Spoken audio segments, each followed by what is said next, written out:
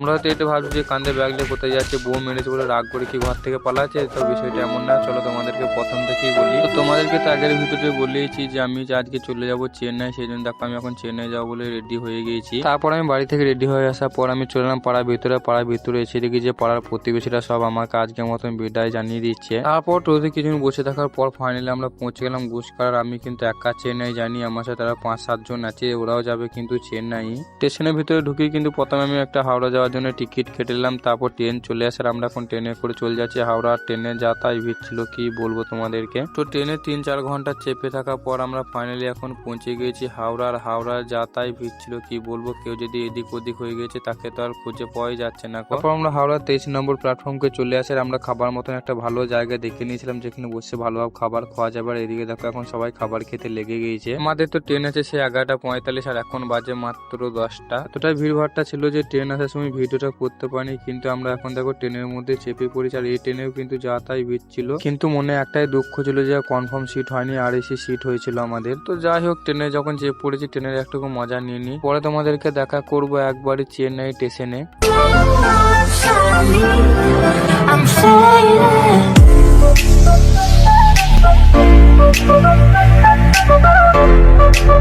আর আমরা এখন কিন্তু চেন্নাই স্টেশনে নেমে গিয়েছি। আর ট্রেনের মধ্যে কি করলাম কি খেলাম দিলাম ওসব কিন্তু আমি ভিডিও একটাও করিনি।